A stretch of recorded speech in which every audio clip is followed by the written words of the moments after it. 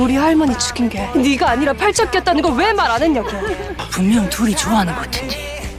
강철이 미워하지 말고 이제 연모해줘라는 이 마음을 드라마 보는 내내 생각했던 것 같습니다. 팔척기는 궁을 계속 휘젓고 다니는 상황에 많이 답답하셨죠? 시원한 스토리가 이제 시작될 걸로 예상합니다. 자, 강철과 여리는 서로를 분명 좋아하고 결국 이 둘은 잘 될 수밖에 없습니다. 그 잘 될 수밖에 없는 이유와 또 많은 분들이 궁금해하는 팔척기는 왠지 어르신과 관련이 있을 것 같은데요. 혹시 김봉인의 아들일까 예상해봅니다. 또 팔척기를 봉인하는 가장 중요한 키가 뭔지, 왜 이러십니까? 구해줘, 강철아. 제발. 그리고 지금 여리가 위험에 처하는 장면 예고로 끝났는데 과연 여리는 어떻게 이 상황에서 벗어나게 될까? 강철은 그때 왜 달려오지 못했는지 이 세 가지에 대해서 오늘 이야기해보겠습니다. 자, 귀궁 9회 예상 시나리오 시작해보겠습니다. 첫 번째 예상, 강철과 여리는 결국에 잘 될 수밖에 없습니다. 여리야, 강철이 미워하지 말고 이제 연모해줘라는 이 마음 모두가 한마음이었을 거라고 생각합니다. 넙덕을 죽인 게 강철이가 아니라 팔척기라는 사실을 알게 되면서 그동안의 오해가 풀리고 그간 있었던 일들이 퍼즐처럼 맞춰지기 시작했습니다. 여리는 할머니를 죽인 자를 좋아할 수 없다는 죄책감 때문에 마음속 깊은 곳에 숨겨두었던 강철을 좋아하는 마음을 조금씩 꺼내기 시작합니다. 강철이 표정이나 행동 좀 보세요. 여리한테 13년 동안 원망받고 오해받아도 여리가 위험해질까봐 한마디도 안 한 게 찐사랑이네요. 강철이 이 바보유. 여리 때문에 이 세상 살아가는 느낌이죠. 여리가 제발 강철이 마음 좀 알아줬으면 좋겠는데요. 할머니 넙덕이 자신이 아닌 팔척기 때문에 죽었다는 사실을 알게 되면 여리는 복수하게 될 것이고, 내가 입 다물라 하지 않았느냐? 대체 그걸 여리한테 왜 말한 것이냐? 그 아이 걱정하고 있었구나. 강한 팔척기를 상대하면 여리가 위험에 처하게 될 것을 알기 때문에 왕이 그 사실을 말한 것에 크게 화를 내는데요. 왕은 인간이 아닌 존재가 인간의 마음으로 사랑에 빠진 모습이 웃기고 놀리고 싶은 표정입니다. 강철이와 왕의 콤비도 재밌는 관전 포인트입니다. 아, 이 장면 강철이의 표정 정말 달달하네요. 여리야, 그냥 홀랑 넘어가도 돼.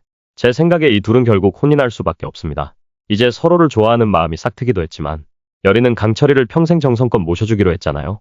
이 조선시대에 혼인을 한 여인이 어디 외간 남자를 만나겠습니까? 마음도 통했고 명분까지 있으니 둘은 결국 행복한 혼인을 할 수밖에 없습니다. 이제 혼인을 하면 어허 하면서 강철이가 자신을 정성껏 모시지 못하게 하겠죠. 여리만 두고 승천하고 싶지 않으니까요. 이제 승천 따위보다 세상에서 제일 소중한 우리 여리와 천년만년 인간 세계에서 알콩달콩 사는 꿈으로 바뀌겠죠. 혹은 인간의 몸에서 사는 것을 선택해버리면서 승천을 아예 포기할 수도 있습니다. 이 모습 빨리 보고 싶네요. 두 번째 예상, 팔척기는 과연 누구일까? 팔척기는 아마도 어르신의 아들입니다. 여기 나온 귀신들 모두 무서운 게 아니라 다들 사연 있고 선한 사람들이었죠. 아들을 왕으로 만들려고 하는데 그 아들이 억울한 죽임을 당하게 되고 팔척기로 깊은 원한을 가지고 왕가의 복수를 하려고 하는 겁니다. 팔척기가 어르신을 죽이지 못하는 데는 그 이유가 있어서라고 생각이 되고 유독 죽음으로 빠졌거나 죽을 뻔했던 사람은 모두 왕과 관련된 사람이었잖아요. 작은 악귀도 간단하게 물리치지 못하는 이무기 강철이의 힘이 생각보다 약해서 조금 실망스러운데요. 아마도 인간 몸에 갇혀서 힘을 못 쓰고 있는 것 같아요. 팔척기를 상대하면서 가섭스님의 도움으로 융갑의 몸에서 빠져나오게 되고 엄청나게 강한 힘으로 팔척기를 이기는 모습 한번 보여줄 걸로 예상합니다. 그리고 노수님도 사실은 치매의 노인이 아니라 선왕 때 넙덕과 함께 팔척기를 없애려다가 그 팔척기로 인해서 내공을 잃으셨지만 팔척기를 무찌르는 키가 될 걸로 예상합니다. 그럼 융갑 몸 안에서 빠져나온 강철이는 어떻게 될까? 팔척기 악귀를 무찌른 뒤 강철은 고민을 하게 됩니다. 가섭스님이 알려주죠. 한 번 더 인간의 몸에 들어가면 다시는 용으로 승천할 수 없다는 것, 그 사실을 알고도 여리와 함께하는 인간의 삶을 포기하지 못해서 결국 다시 융갑의 몸으로 들어가게 됩니다. 여리와 함께 인간의 삶을 살고 싶어서이죠. 세 번째 예상, 여리를 다치게 하려는 음모입니다. 지금 여리가 위험에 처하는 장면 예고로 끝났는데요. 김봉인은 강철이 여리를 보호해주고 있고 왕과 이들은 팔척기를 없애려고 하다는 것을 눈치채고 직접 움직이기 시작합니다.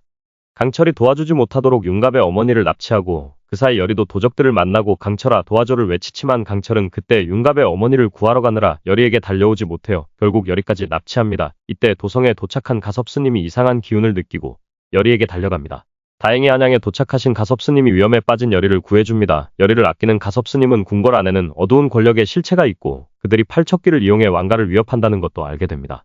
사실 가섭스님과 노수님은 궁궐에 살고 있는 팔척기의 존재를 알고 있었고 이미 팔척기를 없애려고 했다가 실패를 했었습니다. 그러면서 선왕이 죽게 되었고 노수님도 많이 다치게 되어서 그 이후엔 도성에 들어오지 않았거든요. 가섭스님은 여리를 구한 뒤 이야기합니다. 너는 그냥 무녀가 아니다. 이무기의 심장, 즉 야광주가 머무는 그릇이다 라는 말을 남깁니다. 바로 여리의 몸 안에 감춰진 이무기의 흔적, 야광주의 기운을 김봉인이 노리고 있다는 설정이 드러나는 거죠. 김봉인은 여리를 단순히 납치하는 것이 아니라 여리 안에 있는 그 기운을 알아채고 여리의 생명을 위협하려고 한 것입니다.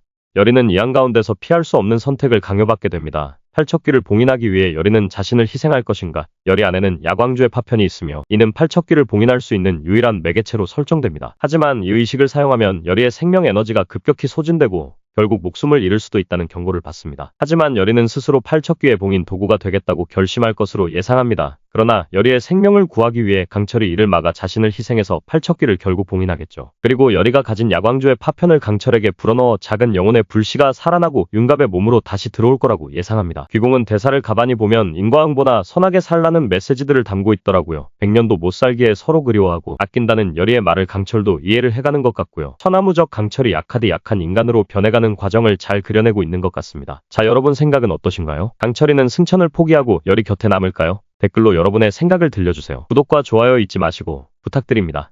구독하시면 다음 귀공 10화 예상 영상을 제일 먼저 보실 수 있습니다. 오늘도 제 영상 시청해주셔서 감사합니다. 좋은 하루 되세요.